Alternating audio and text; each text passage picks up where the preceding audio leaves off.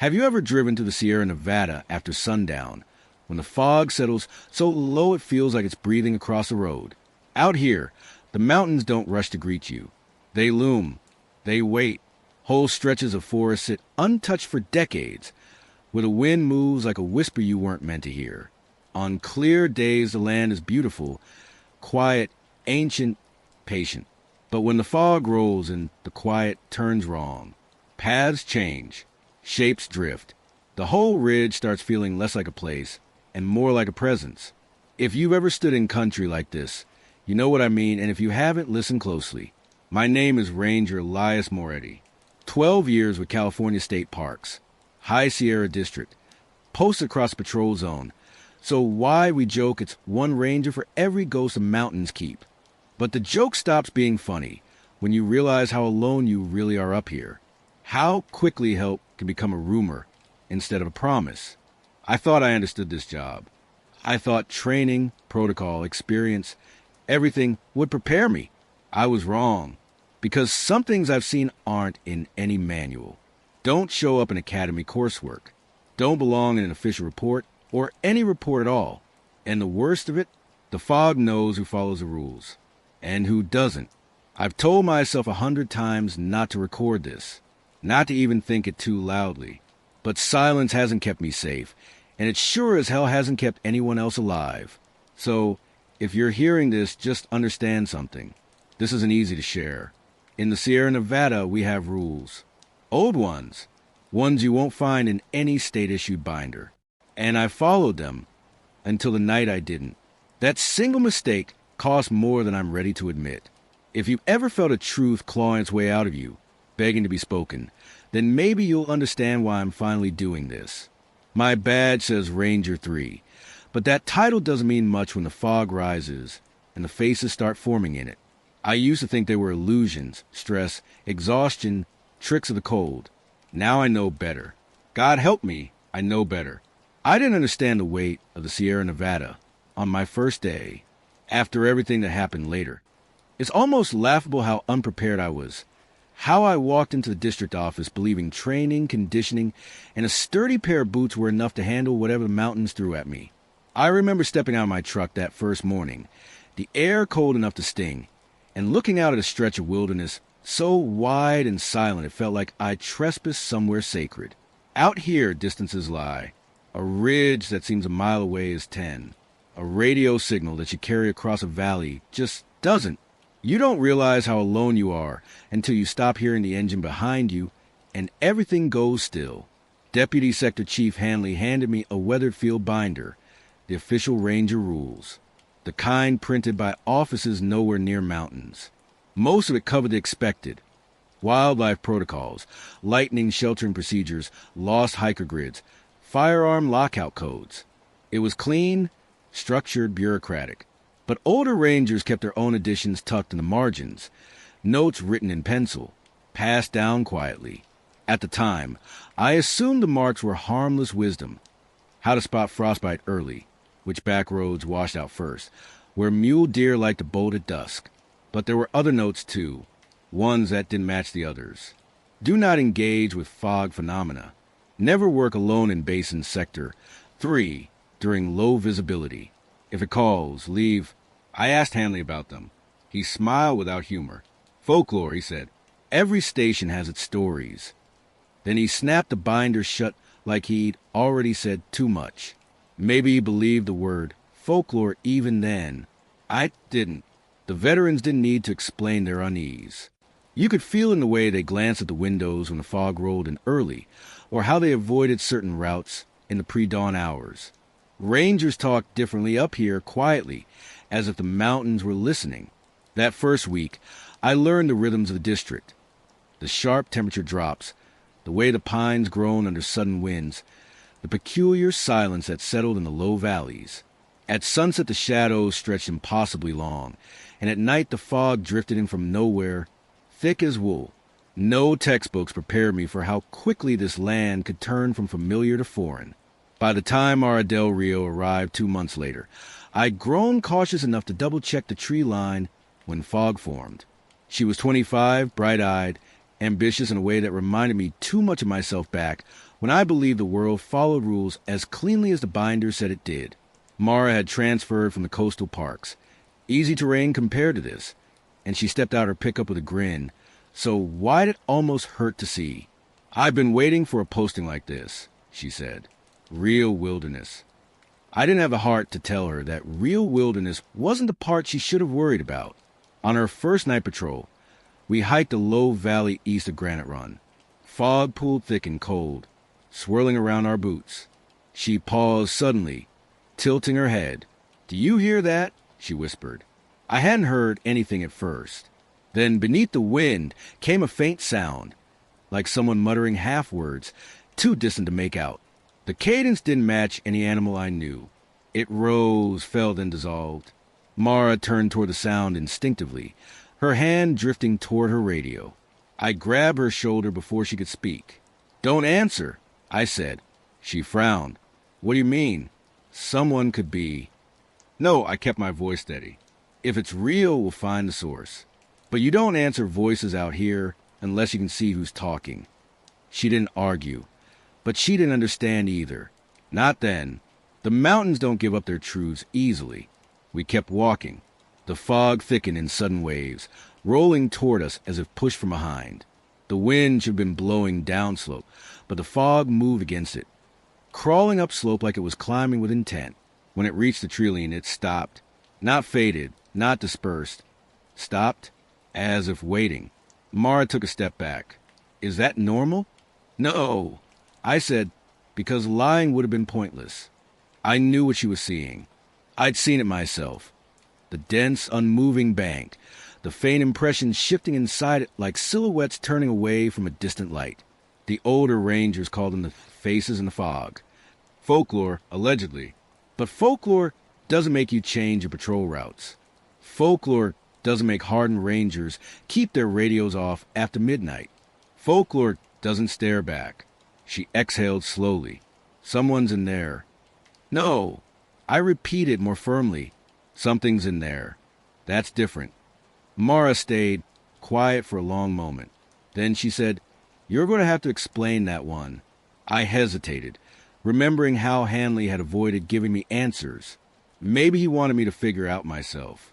Maybe he thought knowing too early would make me reckless. But Mara wasn't reckless. She was empathic, curious, kind. And those were the people the fog learned fastest. "There are 3 rules we follow out here," I told her. Unofficial ones. They're not in the binder, but they matter more than anything printed in there. She watched me closely. "All right, what are they?" "Rule 1, I said, "never address a face that appears in the fog." Her brow lifted. I continued. "Rule 2, never acknowledge when it mimics someone you know. And it will." A slight tremor ran through her expression, though she tried to hide it. "And rule 3, I said quietly, if it calls your name, leave immediately. Don't look. Don't speak. Just go." She stared at me, clearly wanted to challenge me, to laugh it off, to find a rational explanation. That's what any normal trainee would do. But she didn't laugh. She didn't argue. She just whispered, "Has it ever called your name?" I didn't answer. Some silence is its own answer. We stood there a while longer, watching the fog hover unnaturally at the trees. Eventually it receded, peeling away from the branches with deliberate slowness, drifting back into valley as if losing interest in us. When the last of it faded, Mara let out a breath she'd been holding since the first whisper. She said, "Those rules, someone must have broken them first, right? That's how rules get made." I nodded. "Exactly. Someone always breaks them first." That was the closest thing to a warning I could give her, without frightening her off the job entirely. I hoped it would be enough. But hope is just another fragile thing the mountains like to test. We returned to the station in near silence. I thought that night would settle into the background like every other uneasy patrol. But as we reached the parking area, my radio crackled. Loud, sharp, a burst of static that didn't match any channel I knew. Then a distorted voice cut through, struggling against noise. "Ranger Moretti, respond, urgent, base in Sector 3. The voice repeated, glitching, fractured, as if something else was speaking through it. Mara looked at me, eyes wide. What was that? I didn't know, but I felt the same cold sinking in my stomach that I'd felt months earlier, the night I first heard my name carried on a voice that wasn't mine. I lifted the radio slowly, already sensing that whatever waited for us in Basin Sector 3 would test every rule we had, written or not. Dispatch, I said, my voice tighter than I meant. We're en route. And the fog, already forming along the far ridge, seemed to rise at the sound of my words. The radio transmission that dragged us toward Basin Sector 3 fizzled twice before stabilizing. By the time Mara and I reached the service road, dispatch finally managed to clarify the situation. A solo hiker, Rowan Hale, 31, experienced with traveling alone, was now 12 hours overdue. His last confirmed waypoint placed him along a narrow ridge that weather could swallow in minutes. It was a kind of terrain where even seasoned rangers moved carefully. We parked at the turnout and began unloading gear. Mara checked her straps, clipped her harness, and unfolded the laminated search grid. I could see the adrenaline in her movements, nervous, sharp, ready to help. That part of her would have been admirable anywhere else. Out here, it could get her killed. We'll start with a 2-mile radius. I said, you mark in her sections. I'll handle elevation notes. She nodded, but I could feel her eyes on me, searching for reassurance I didn't have to give. We followed standard SCR protocol. Establish last known point. Split grid into quadrants.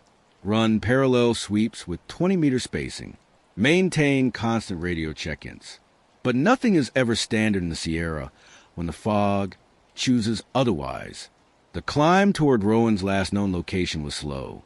The ground was littered with shale that shifted underfoot, and the pines were so dense in places we had to push our way through. My radio crackled once, then went silent again as we gained elevation. Static, a bad sign. Visibility's dropping, Mara said. She wasn't wrong. The fog wasn't supposed to arrive until after sundown, but already I could see in the valley below. Thick, white, rolling faster than weather ever should. It climbed the slope like something purposeful, something hunting for higher ground. I didn't comment. She didn't ask. We hiked another half hour before reaching the ridge where Rowan's trail had last been logged. The path split there, one arm tracing the contour of the slope, the other cutting down to a stream. Mara crouched to study the ground. Boot prints, she murmured. Worn tread. Size 11? Looks like him. She followed the prints a few meters, then stopped. He doubled back here. Maybe got disoriented. Maybe, I said, but the pattern didn't look right. His prints overlapped in a way that suggested he'd been circling, checking something behind him, or avoiding something ahead. We continued along the ridge until we reached a scraped patch of dirt surrounded by scattered gear, a stove, a half-pack bag, food wrappers. Rowan's campsite. But camping here didn't make sense. It was exposed, uneven, practically begging for trouble in high winds. Elias, Mara said slowly, look at this. Footprints. Rowan's definitely, but circling the campsite in wide loops. Only not loops. Spirals. And the stride length was wrong. Too long. As if someone had tried to mimic a human gait and misunderstood the mechanics. My stomach tightened. Mara straightened. This wasn't an accident, was it? I didn't answer. Not with the fog beginning to unfurl across the ridge like a slow exhale. She rifled through the scattered items until she pulled a small notebook from beneath a collapsed tent corner. The cover was damp. When she flipped it open, we both froze. Sketches. Dozens of them. Each one rough, frantic, unfinished, but unmistakable. Faces. Pale, blurred shapes with hollow outlines, barely visible, like impressions left in smoke. Rowan saw them. Mara whispered. He saw the faces. Close the book, I said quietly. We need to keep moving. She didn't. Not yet. Her fingers lingered on one sketch in particular. A faint silhouette rising from fog. No features except a stretched curve where a mouth should be. Elias, she murmured. How many times has the fog mimicked someone during a search? I kept my eyes on the tree line. Doesn't matter. It does to me. Her voice cracked, not from fear but frustration. She wanted clarity. Answers. The truth. But truth in these mountains was another kind of danger. You're asking the wrong question, I said. It's not how many times the fog mimics them. It's how many times we believe it. That shut her up, not because it comforted her. Nothing about it was comforting, but because she understood I wasn't avoiding the question. I was warning her. We continued the quadrant sweep, calling Rowan's name only in short bursts, the way protocol dictated. Fog climbed the ridge faster than we did, curling around rocks and pulling behind tree trunks. By the time we reached the far quadrant, visibility had dropped to barely 20 feet. Elias, Mara whispered. What is it? Someone's shouting. I froze. The wind was still. The fog was thick. But beneath it, faint, strained, came a voice. Help, over here. Please, please. Rowan's voice. His real voice. Or a perfect imitation.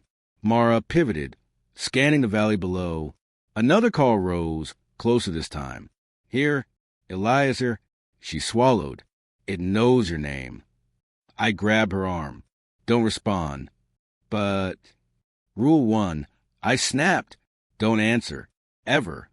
Then the voice fractured, splitting into 2, then 3, then 5 directions at once. Some from the slope above us. Some from the creek far below. Some only a few feet behind us. Mara's breath hitched. He can't be everywhere. That's the point. She looked at me, and something in her expression cracked. The mountain had finally shown her its teeth. We backed toward the campsite, moving slowly, carefully. The voices followed. Not louder, just more insistent, layering over each other like overlapping radio frequencies. Help. Please, Elias. Mara over here. Mara stiffened. It knows me. I told you, I said quietly. It learns fast. We reached Rowan's camp just as the fog swallowed the ridge entirely. The world shrank into nothing but shadowed outlines and the cold squeeze of dread. Mara turned toward the slope.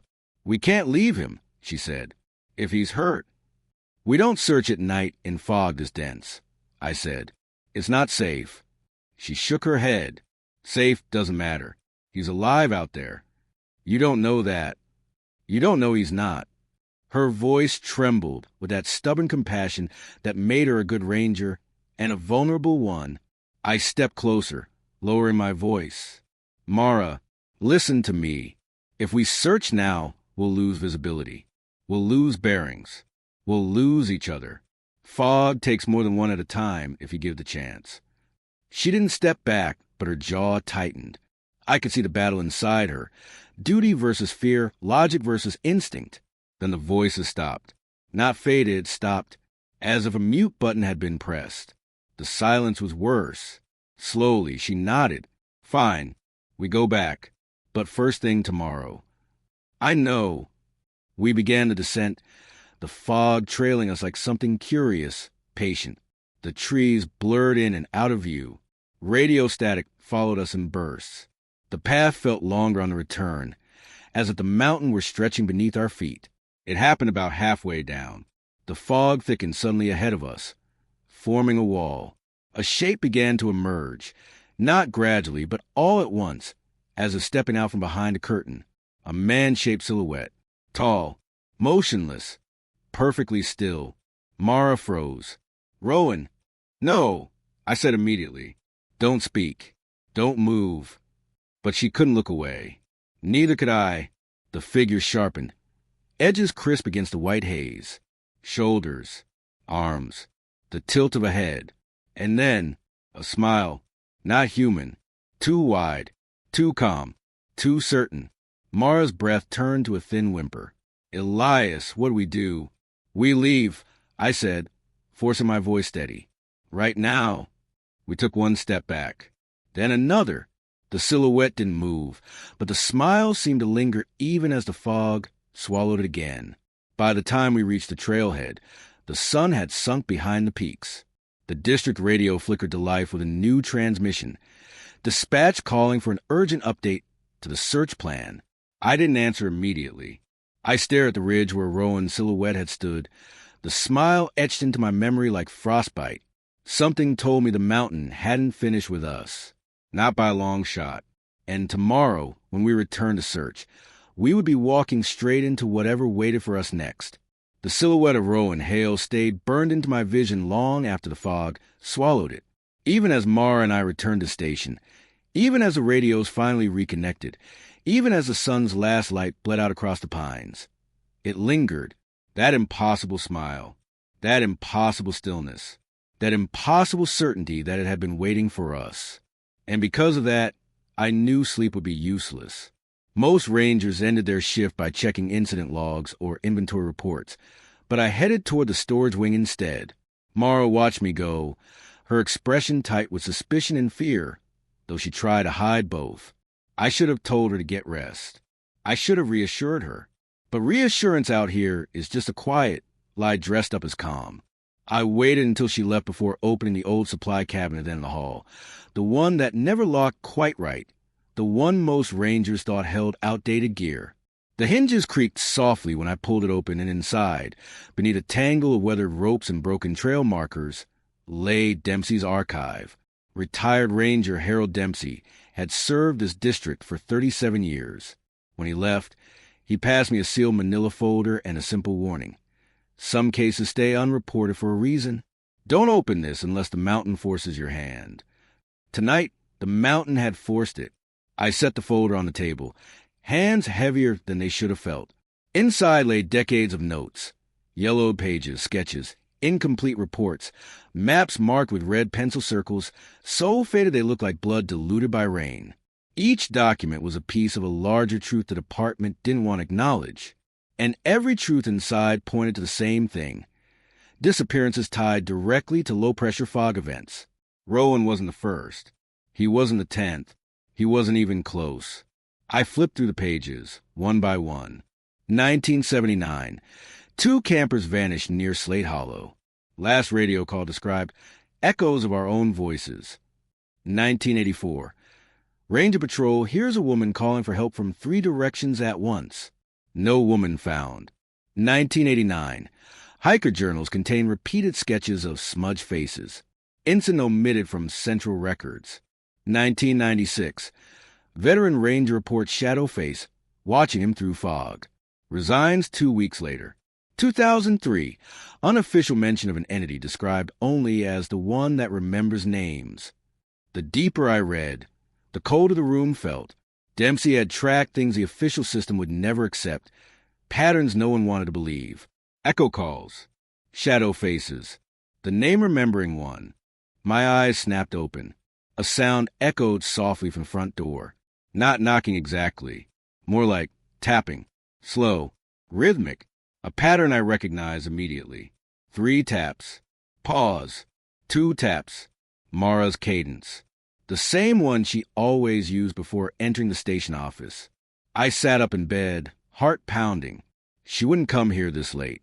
She wouldn't knock like that when she knew I kept the door unlocked during search operations. She wouldn't. The tapping repeated. Same rhythm, same spacing. Exactly hers.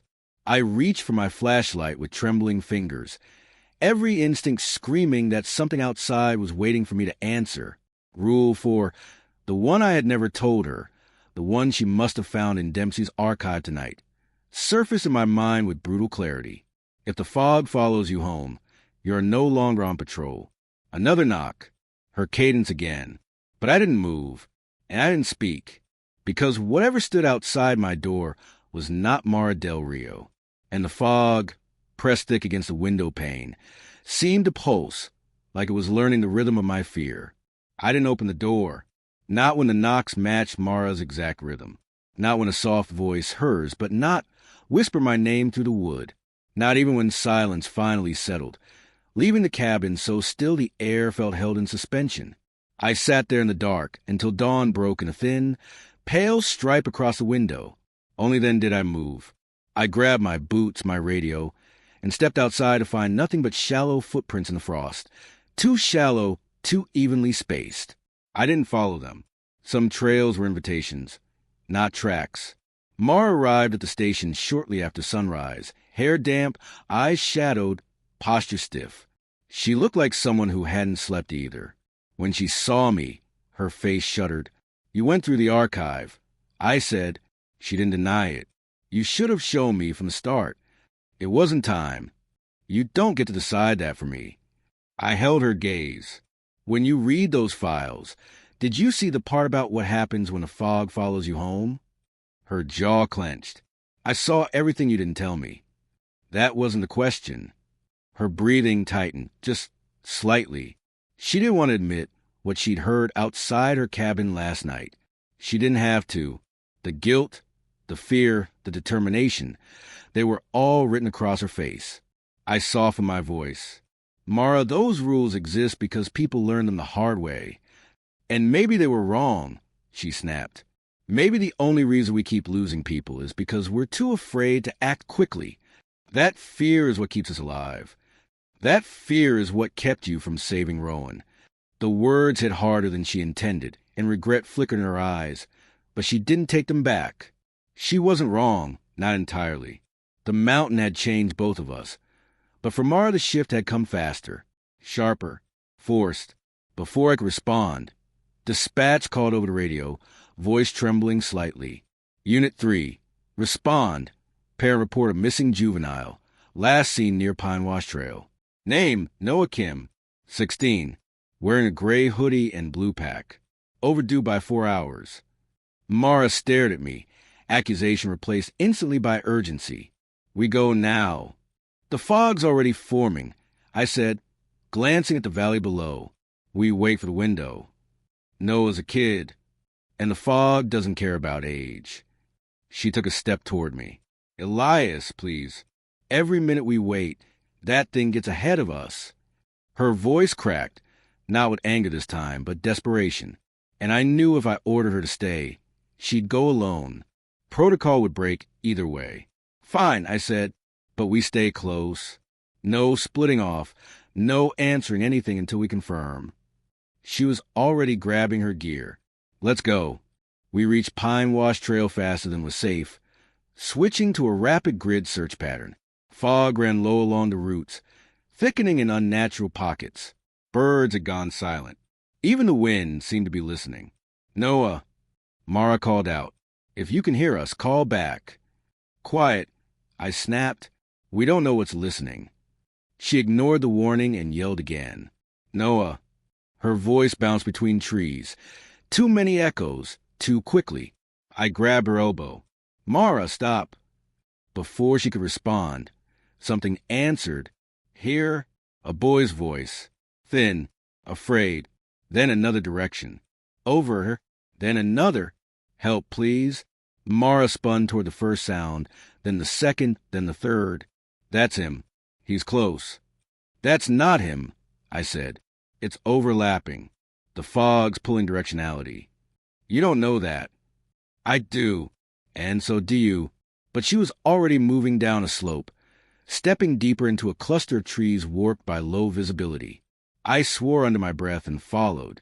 The fog thickened instantly, rising, coiling, closing around us like it had been waiting. Pathways blurred. Branches bent in directions that didn't match their roots. The trees seemed closer together with every step.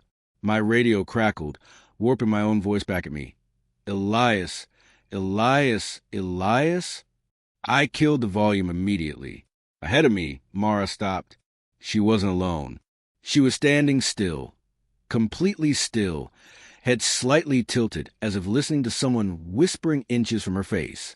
But there was no one there. Nothing visible. Just fog, dense, pulsing in tiny movements like breath. Mara, I said softly. She didn't blink. He's right here. No, he's not. He said he's scared. He said he's cold. Mara. She turned her head toward me, slow and fragile, like her neck didn't want to obey. Her eyes were unfocused, pupils dilated. You can't hear him, she whispered. There's no one there, I said. He's right. Her breath caught. He reached for me. That was enough. I lunged forward, grabbing her arm and pulling her back. She shrieked, a raw, terrified sound, jerking away so violently she nearly tore out of my grip. Don't, she screamed. He almost touched me. She stumbled backward, clutching her arm like she'd been burned. For a moment she looked at me with such fury and betrayal that I thought she'd strike me. But then her expression collapsed, replaced by shaking confusion. I didn't... She pressed a trembling hand to her forehead. Elias, what's happening to me? Fog sickness. Veterans whispered about it. The disorientation. The auditory distortions. The sensation of being watched, guided, pulled. What they never whispered was how quickly it could take hold. We're leaving, I said, steadying her. Now. She didn't argue this time. Didn't look at the fog. Didn't speak. Her silence scared me more than her screaming had. But the forest had shifted while we weren't looking. Paths no longer matched the rain. Fallen logs lay where they hadn't been minutes earlier. We moved by instinct and compass alone, each step feeling like a gamble. The fog thinned only when we reached the creek bed, a small mercy. Mara sank onto a rock, pressing both hands to her temples. It wasn't real, she whispered, more to herself than to me. It couldn't have been real. I crouched beside her. Tell me what you heard. Noah, she said. He was crying, telling me he couldn't feel his hands. Then he said, she swallowed hard. Then he said he knew my name. My stomach twisted. And then he said he could see me. The forest fell silent. She finally met my eyes. Elias, why didn't you tell me about the sickness? Because most rangers never get close enough to feel it. What about you? She asked quietly. Have you ever? Yes. The truth hung there, heavy, damning. We stood slowly. Mara wobbled once, her balance not entirely hers anymore, but she steadied against my arm. I guided her along the creek, toward the outer trail, toward light. Just as we reached the rise leading back to Pine Wash Road, the air shifted. The same subtle drop in pressure that always came before the fog decided to speak. A voice rose behind us. Close. Too close. Elias? Mara froze, breath catching. Help me? Noah's voice. But the real Noah was still missing. I didn't turn. Couldn't. Every nerve screamed that I knew exactly what I'd see if I looked. Elias? I'm right here. The voice was at my back now. Inches away. Warm. Wrong. Mara grabbed my sleeve. Fingers trembling. Don't answer, she whispered. Don't turn. She was right. She finally understood. But the voice leaned closer still, breathless and intimate. Why didn't you look sooner? My blood ran ice cold. And just like that, I knew. The fog had found a new name to remember. The moment Noah's voice breathed against my neck, something shifted in the air. A pressure drop, so sharp it felt like the forest exhaled in satisfaction. I didn't turn. Neither did Mara. We walked away slowly, deliberately, resisting the primal urge to run. The fog doesn't chase what refuses to play. Only when we reached the tree line did the pressure ease, and the voice faded like it had never been there at all. Back at the station, Mara collapsed onto the bench outside, hands shaking. I sat beside her, letting the silence bridge the gap between terror and whatever strength we had left. She didn't speak for a long time. When she finally did, her voice was small. It knew your name, and mine. It enjoyed it. It learns, I said. Always has. Just not usually this fast. She turned toward me, pale and exhausted. Learns what? Patterns, routes, voices. I rubbed my hands together, trying to warm the cold that wasn't from weather. Names. She shuddered. It shouldn't be able to do that. No, I agreed. It shouldn't. But the fog had never cared about what should or shouldn't be possible. Over the next 24 hours, Mara's condition worsened. Fog sickness, once subtle, began surfacing in ways I'd prayed she'd never experience. She'd stop mid-sentence, repeating a phrase under her breath. Words she hadn't heard. Words no one had said. Over the ridge, over the ridge, over the ridge. I'd asked what she meant, but she wouldn't remember saying anything. Her eyes drifted unfocused at times, like she was listening to something just beyond human hearing. She startled easily. She spoke softly to empty corners of the room.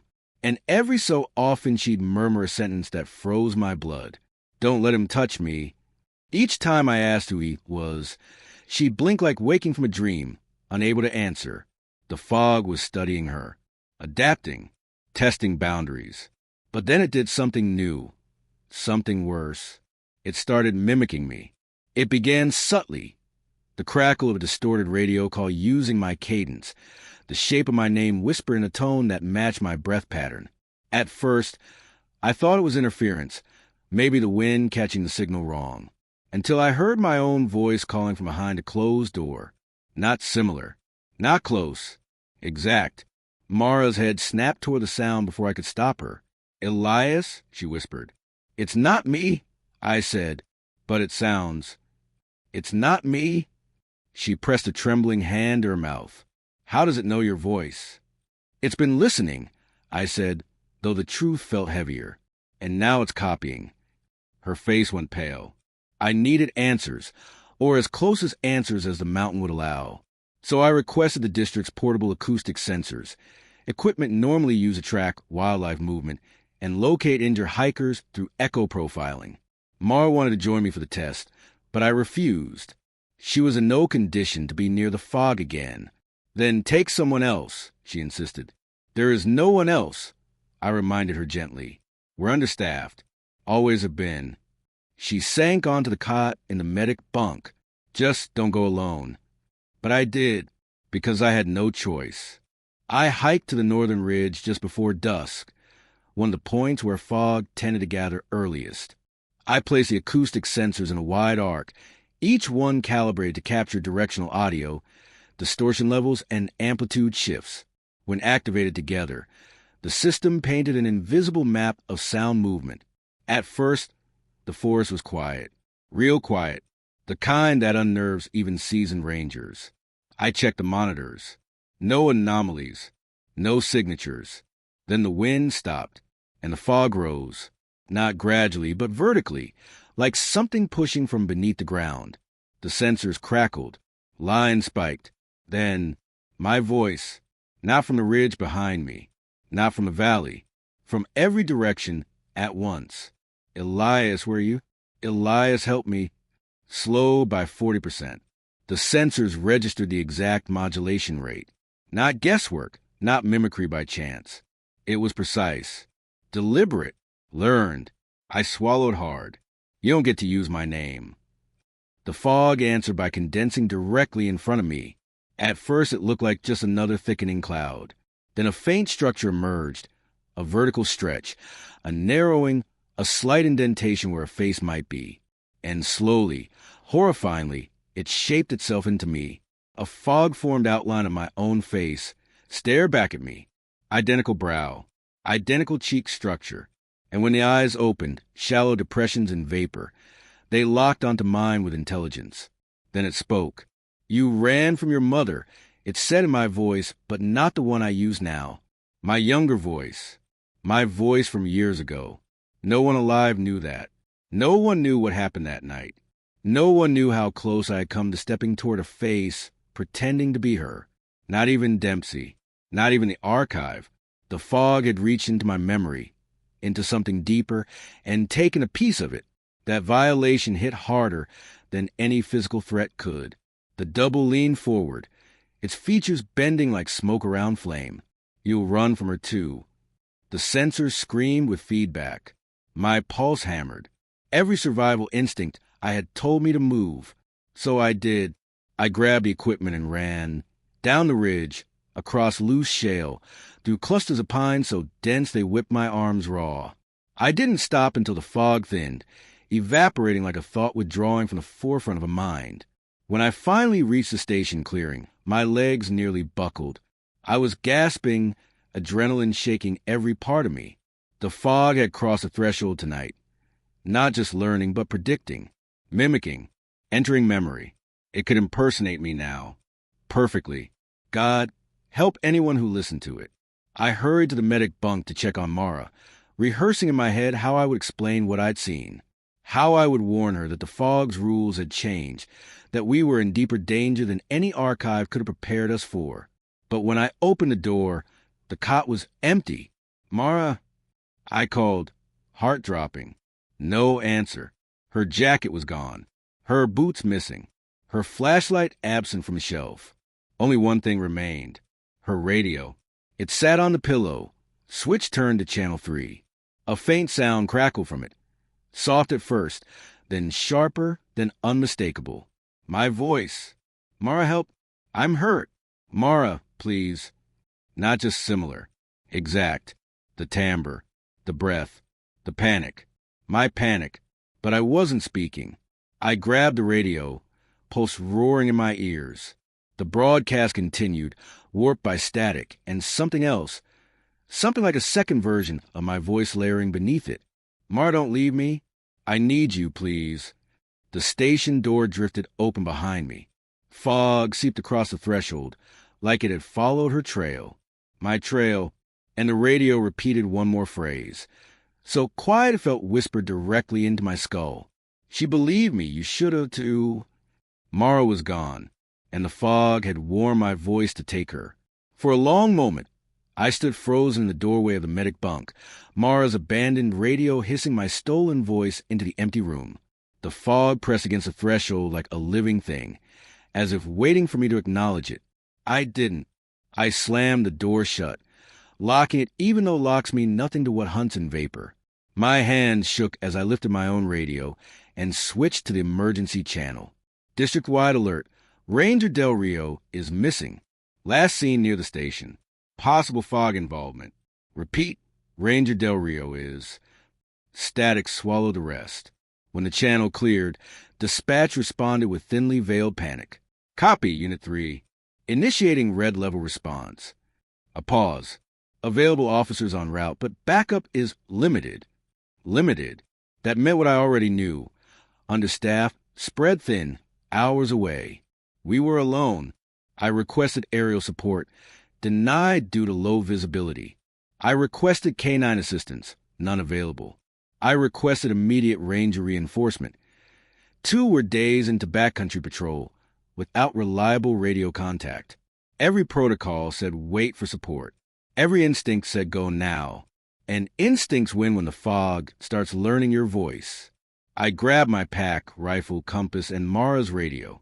The last thing I heard before the static finally died was my own distorted voice pleading, Mara, please don't leave me. It was enough to make my breath stutter, enough to make me move. I left the station grounds at a near run, following the faint impressions her boots had left in the damp soil. They weren't clear. Fog had already begun smoothing the edges, but the trail was readable enough for someone who'd spent years tracking in this unforgiving terrain. Mara, I called once. The trees caught her name and tossed it back wrong. Slowed, bent, whispered, Aria, Elias. I forced myself not to respond. Mara knew the rules. She would expect me to follow them, even now. Fog began to gather in sheets along the ridgelines, moving like fabric dragged across the forest floor. The deeper I went, the more the air tasted metallic. An early sign the fog was waiting, not drifting. I tried her radio again, though I knew what I'd hear. Mara, if you copy, Elias. I'm scared, my own voice answered.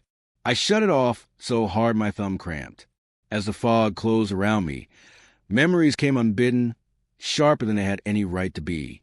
Mara's first weeks in the district, the way she'd ask questions faster than I could answer them, the way she'd walk slightly behind me on narrow trails but stride past me on wide ones, the way she'd said once, when she thought I was asleep beside the campfire, I trust him completely. I didn't deserve that trust. Not then, especially not now. We built something close to family out here, in a place where families rarely lasted. Unspoken, but real. Something I should have protected better. My gut twisted. I pushed harder up the incline until the trail opened into a narrow saddle where the wind usually tore through. Today it was still. Silent. Wrong. That's when I saw it. A faint disruption in the layer of fallen pine needles, like someone had dragged their feet in a stumbling line. Mara, or something pretending to be. I crouched low, brushing the disturbed needles gently aside. Footprints. Human. Hers. I recognized the shallow heel wear, followed by deeper impressions. Long, narrow. Spaced too far apart for any natural stride. I swallowed hard and continued. The trail climbed toward an old fire lookout, abandoned before my time, before Dempsey's time. The tower was a skeleton now, with rotting, windows shattered, steps warped by decades of storms. Most rangers avoided it, not for official reasons, just instinct. When I reached the clearing below it, fog was already hooked around the tower's legs, thick and unmoving, like fingers curled around prey. "Mara!" I yelled again. This time, something answered, but not her. "Elias, come up." "She's waiting."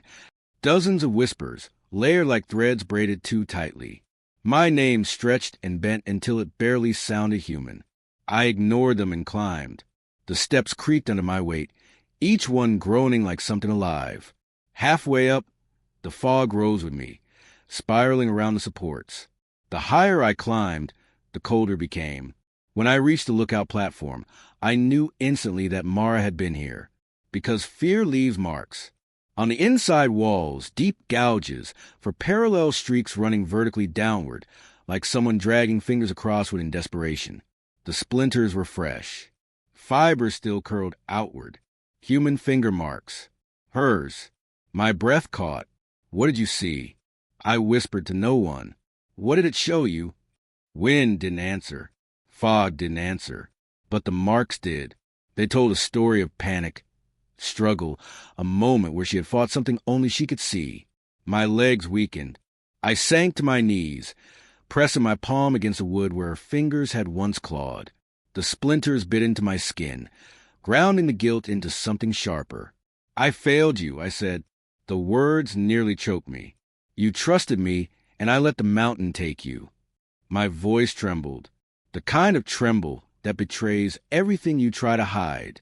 "If you can hear me," I whispered, half prayer, half plea, half hidden say to anyone who'd ever lost someone in these mountains, "I'm not leaving without you. Not this time." I stayed there, breathing hard, staring at the marks. Desperation pressed tight against my ribs, a kind of grief that comes before you even have proof of loss. I should have been listening. I should have noticed how quiet the forest had become. I should have felt the shift in air pressure sooner. But when the fog wants your attention, it gives it on its own terms. A soft footstep sounded behind me. I froze. Another. Not cautious. Not fearful. Deliberate. Slow. Smiling even before I turned. Against every instinct, I rose and faced the platform entrance. Mara stood at the top of the stairs. Or something shaped like her. Her silhouette was perfect. Same posture, same hair, same height. But her face was wrong. That same impossible smile Rowan's silhouette had worn. Too wide, too certain, too pleased with itself. "Mara," I said, already knowing the answer. She didn't speak, didn't blink, just smiled wider. Fog curled around her ankles like obedient animals awaiting command. And then she took a single step toward me. Not hesitant, not human, but deliberate, as if the fog had learned exactly how she moved. I staggered back, heart slamming against my throat. And in the breathless silence that followed, the mountain made its message clear. The fog didn't just take her, it was becoming her. For a long, paralyzing second, I stood frozen on the lookout platform staring at the thing that wore Mara's shape. The smile never wavered. The fog curled around her ankles in slow, serpentine loops, coiling tighter with every breath I took. It didn't step closer. It didn't speak. It only watched, waiting for me to make the first mistake. I backed toward the railing, pulse hammering. The boards groaned beneath my boots.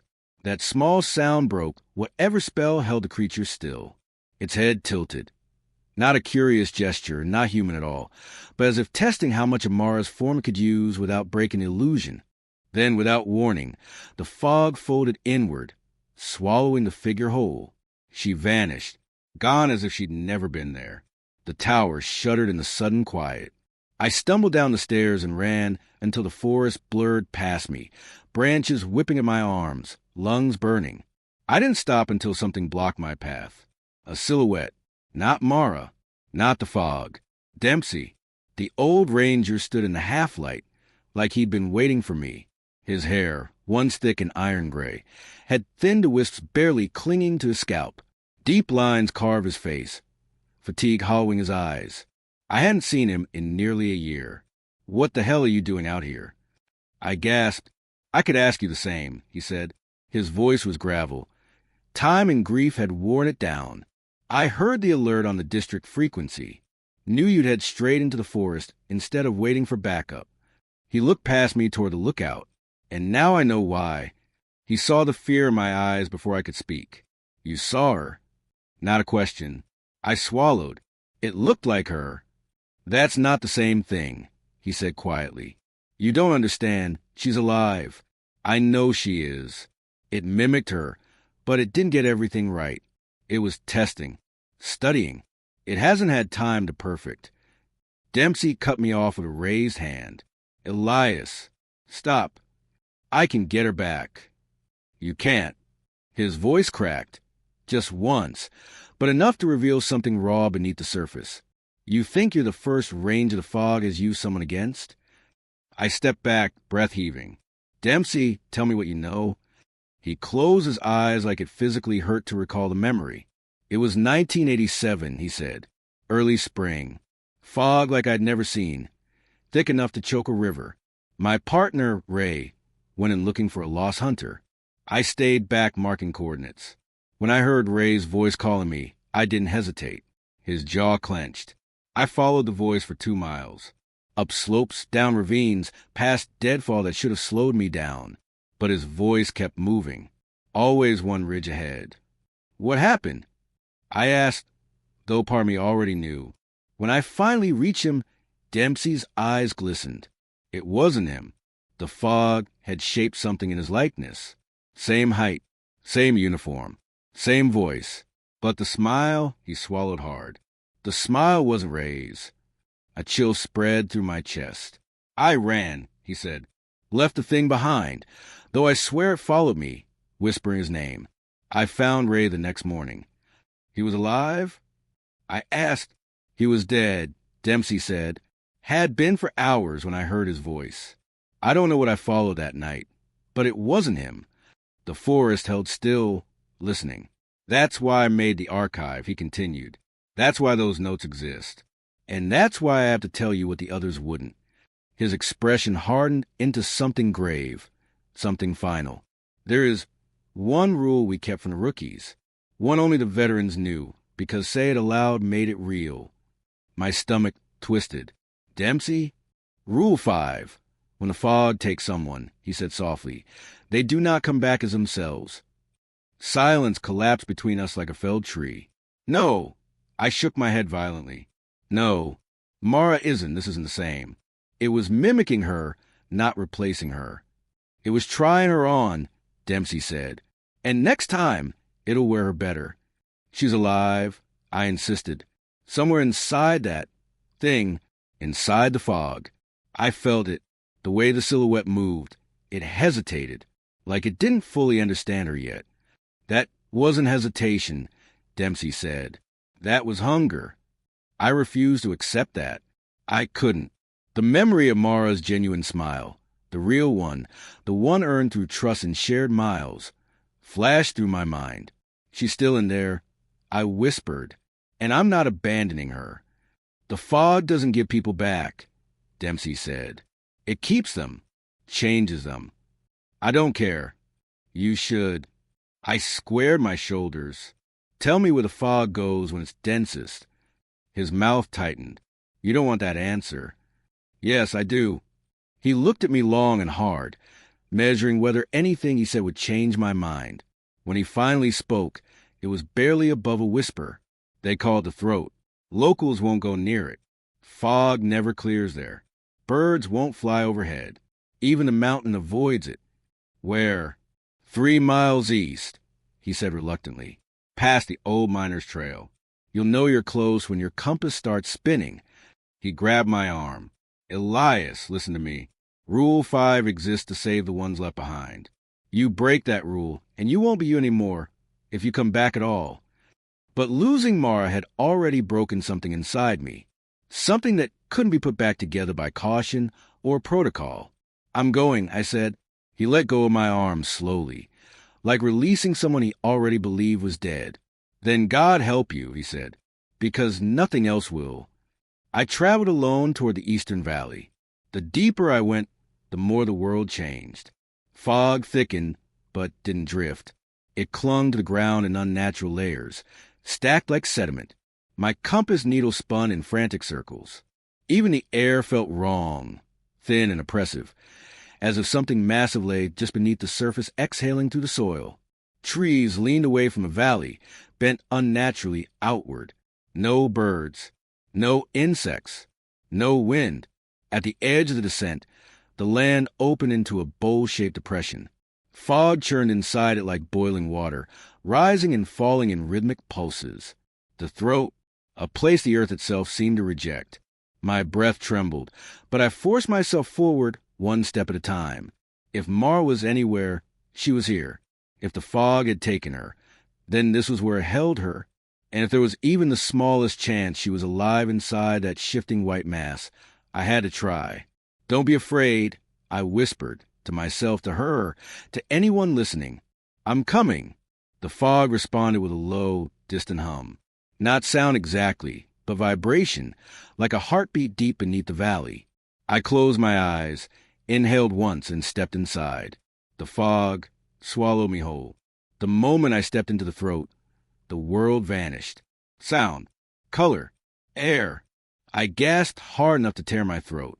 The fog howled behind me, an echo of 1,000 layered voices rising in furious disharmony. Then it receded in a single violent pull, retreating into the throat as if dragged by some unseen force. I lay trembling, drenched in cold sweat, and then I saw her, just at the edge of the fog, half-formed, half-human, half-echo, Mara, her hand lifted, slow, uncertain, not smiling, not calling, just reaching. For me, Mara, my voice cracked. The fog swallowed her before I could finish the word, and the valley fell silent. I stayed on that ridge long after the fog swallowed Mara's fading shape. My legs refused to move, and my lungs burned like I breathed in smoke instead of air. The forest around me hummed with a wrong kind of quiet. Too alert, too deliberate, like it was waiting to see what I would do next. But nothing came.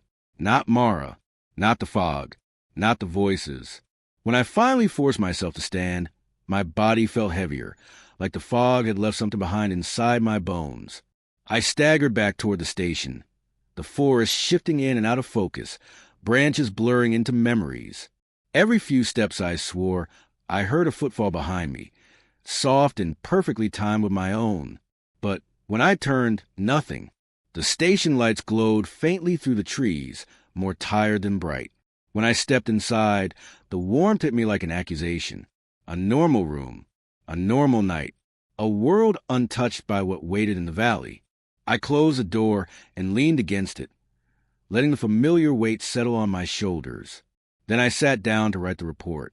The official incident reports for this district have always been thin, incomplete, carefully worded. The mountains demand that kind of dishonesty. So I opened the template and typed what I could without destroying my career, or inviting attention from people who would never believe the truth. Search conducted in Eastern Valley. Visibility low. Terrain hazardous. Trainee Del Rio unaccounted for following disorientation event. Further search pending conditions. I didn't mention the throat. I didn't mention the entity. I didn't mention seeing Mara twice after she'd already been taken. When I submitted the report, I expected questions, demands for clarification, accusations. Instead, command approved it within minutes. No follow-up, no review, no request for elaboration. It was as if they'd expected the report to arrive thin, shaky, hollow, as if they'd written versions of it themselves. When I stepped out of the office, Dempsey was waiting for me in the hallway. He looked older than he'd even a day before, shoulders hunched like he carried his whole past on his spine. "You filed it," he said. "I had to. You didn't tell them what happened. They wouldn't have believed it." He let out a low, humorless breath. "No, they would have buried it. Same as always." He studied me for a long time, eyes narrowed, reading me the way a ranger reads weather shifts. "You're marked now," he said quietly. You know that, right? The words hit me harder than a fog's cold ever had. What do you mean? Those who go into the throat and walk out again, the fog remembers them. It keeps a piece of them. His gaze drifted past me to the window, and it uses that piece whenever it wants to. Something tightened in my chest. It's still out there. It always will be. His voice broke for the first time. That's why I'm leaving. For good this time. He placed a hand on my shoulder, light, trembling, final. Let this be my last warning, Elias. Those faces you saw, they weren't Mara. They weren't any of them. If you let yourself forget that, even for a second, the fog will take the rest of you. I wanted to argue. I wanted to tell him that I'd seen something real in Mara's final reach, that flicker of awareness, that unmistakable hesitation. But the words wouldn't come. Dempsey gave me a sad, knowing nod and walked out the door. He didn't look back. The mountains swallowed him as surely as they'd swallowed everyone else who stayed too long. I didn't sleep that night. Every time I closed my eyes, I saw Mara reaching for me, her outline dissolving into vapor. So I sat at my desk with her old radio beside me, turning the dial between her last recorded check-ins. Most rangers erase their logs weekly. Mara never did. She liked the comfort of past voices guiding the present. On clip after clip, she sounded alive, bright, certain. Talking about rainfall levels, eagle sightings, a broken footbridge she insisted we repair before winter. But between her words, when I played the static at higher volume, I began to hear patterns, tiny repetitions, distorted syllables strung together like breathy echoes. Elias, don't leave, cold, cold. I pressed the radio to my forehead. Mara, I whispered, if you're out there, if any part of you is left, tell me how to help you. But the static only shifted in soft, meaningless waves. By dawn, my hands were shaking again. The family started arriving that morning. Rowan's parents, Noah's mother, 2 uncles of hikers lost months before. They wanted answers. They wanted closure. They wanted any scrap of truth I could give them that wasn't the sanitized lie printed in my report. I stood on the front steps of the station, feeling their grief like stones being hurled into my chest. Every expression seemed to ask the same question. Why didn't you save them? I told them what the department allows. Terrain hazards, unpredictable weather, disorientation. Half-truths wrapped in professional vocabulary. The kind of language that protects the agency more than the families. One mother cried into her hands. Rowan's father stared past me like I wasn't even there. By the time they left, I felt hollowed out. Not by the fog this time. By guilt. The strange signs began that night. A soft tapping at my cabin window. 3 taps, pause, 2 taps. Mara's rhythm. I stared at the glass, heart hammering, waiting for a silhouette. Nothing. A mile marker sign on the trail bent slightly in the wrong direction, as if something tall and unseen had brushed against it. The faint sound of a woman humming near the ranger garage, drifting away whenever I approached. And worst of all, my name whispered from behind my cabin door when I knew I was alone. I didn't open it. I didn't speak.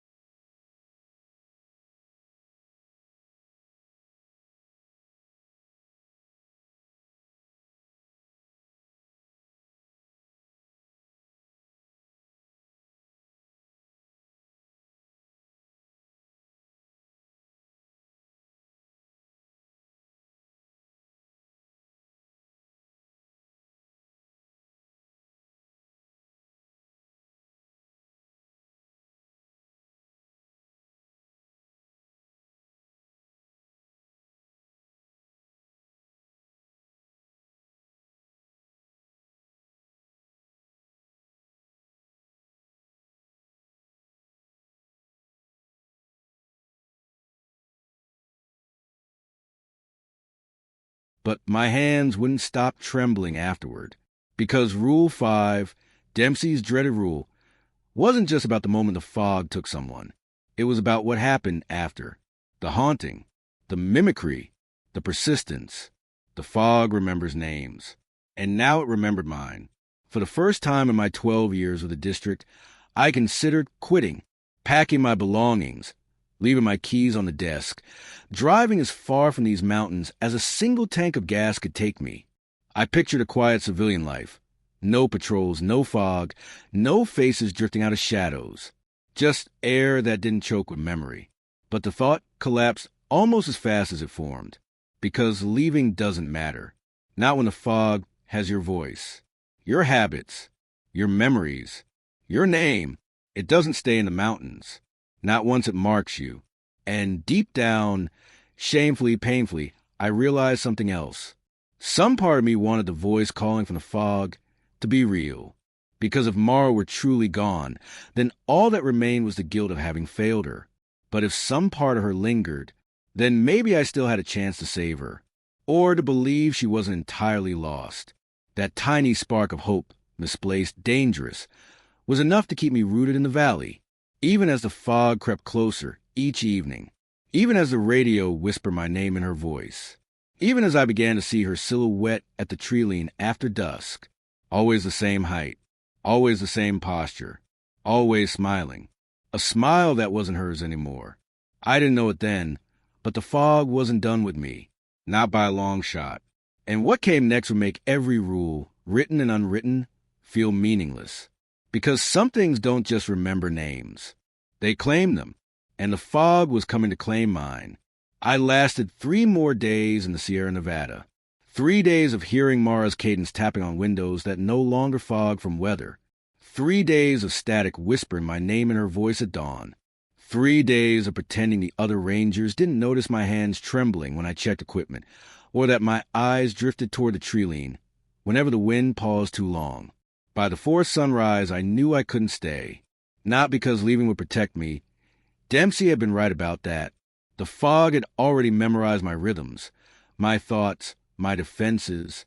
But staying meant seeing Mara's shape every dusk, watching her half-formed silhouette linger behind the pines long after it should have dispersed. It meant waking each night to the shadows weaving themselves into something almost human. It meant waiting to die or waiting to be claimed. So I filed transfer papers. I told the others it was for my mental health. Something vague, clinical, believable. They nodded, offering the kind of sympathy that never touches the truth. No one asked about Mara. No one said her name. The station felt like a tomb that refused to accept a burial. Dempsey didn't return for goodbyes. I wouldn't have blamed him if he'd already fled the state. On my last morning, I packed my duffel, clipped my badge to the outside, and avoided looking at Mara's empty bunk. There was still a faint imprint on the pillow where her head had rested. I brushed my fingers across it once, stupidly hoping for warmth. There was none. My new posting was 3 hours south. Still mountainous, still remote, but untouched by the archives and stories that haunted my district. Different ridgelines, different tree species, different air currents. A clean slate, if such a thing still existed. The drive was numb. Long stretches of road blurred into gray ribbons fringed by fir trees that leaned overhead like silent witnesses. Every so often, fog drifted across the asphalt, thin and harmless. Normal fog, just weather. But each time, I tightened my grip on the steering wheel. By the time I reached the new ranger cabin, the sun hung low, casting warm red light across the clearing. It should have felt comforting. Instead, it felt temporary. I unloaded my bags, forced myself inside, and stood in the middle of the unfamiliar room. No memories here. No ghosts. No claw marks. No laughter from a trainee who trusted me too much. Just 4 walls and a silence that didn't yet know my name. I almost convinced myself I'd made it out. Almost. The radio on the table crackled to life. A harsh burst of static made every muscle in my shoulders seize. Slowly, carefully, I approached it. The frequency wasn't one this district used. It wasn't one any district used. Then a voice spilled through, glitching, faint, distorted by a distance far beyond geography. Mara del Rio, last coordinates 40.2 elevation drop, repeating. My blood went cold. Those were her coordinates. The same ones I'd reported on the night she vanished. The same ones broadcast during the emergency search window. Coordinates no one outside my district should have had access to, and certainly not my new station. The static deepened. A soft breath formed through it. Then, Elias? You're close. I staggered backward, knocking into the edge of the bed. My heartbeat hammered, so hard it drowned the sound of my own breath. No, I whispered. Not here. Not this far. You can't reach this far. But it had, because distance means nothing to a thing that moves like thought. I lunged toward the radio and shut it off, then unplugged it, then removed the battery. The static continued anyway. Soft, humming, patient. I left the cabin, slamming the door behind me, pacing the gravel outside. Stars blinked in the early night. A line of pines edged the clearing in silhouettes. I told myself I was safe here. New terrain, new air, new everything. But the fog was already forming between the trees. Thin at first, a veil no different from evening mist. But its movement was too controlled, too aware. It gathered in heavy clumps at the base of the trunks, pooling like breath exhaled from a hidden mouth. I took a step back. No, I said, voice trembling. You stay there. You stay away. The fog quivered, as if amused. Then I heard footsteps behind me. Slow, measured, 3 steps. Pause. 2 more. Mara's cadence. I closed my eyes, swallowing against the rising panic. Not here, I whispered. Please, not here. The footsteps stopped directly on the cabin porch. For several seconds, there was nothing except my ragged breathing. Then, a single knock. Not loud, not forceful, gentle. Her knock. My throat closed. I stood frozen halfway across the clearing, unable to move toward the door, unable to run from it. Another knock. Same rhythm, same familiarity. I wanted to believe it. God help me. Some part of me did believe it. That tiny fractured part of my heart that still hoped she was alive. The part that never stopped reaching back for her as she dissolved into fog. But belief was a trap. It always had been. I forced myself to speak, to anchor myself in the only defense the mountains ever taught me. Rule 1. I whispered, don't look at the faces. My voice cracked. Rule 2. Don't acknowledge when it mimics someone you know. The fog crept closer to the porch, tendrils rolling over the steps like cautious fingers. Rule 3, I said, breath unsteady. If it calls your name, run. The wind shifted. A soft voice drifted through the air. Elias, open the door. My knees buckled. Rule 4, I whispered, barely audible. If the fog follows you home, you're no longer on patrol. A shadow slid beneath the door seam. The porch would creak under an unseen weight. I pressed the heel of my hand to my eyes. I didn't want to say it. I didn't want Rule 5 to be real. But if I didn't say it, the fog would know I was lying. Rule 5, I choked out. When the fog takes someone, they don't come back as themselves. Mara's voice responded instantly. That's not true. Tears stung my eyes. Stop, please. Stop using her. Not using waiting. The fog pulsed. You belong with us? I drew a shaking breath, gathering everything left in me. Fear, grief, memory, and forced the final confession from my chest.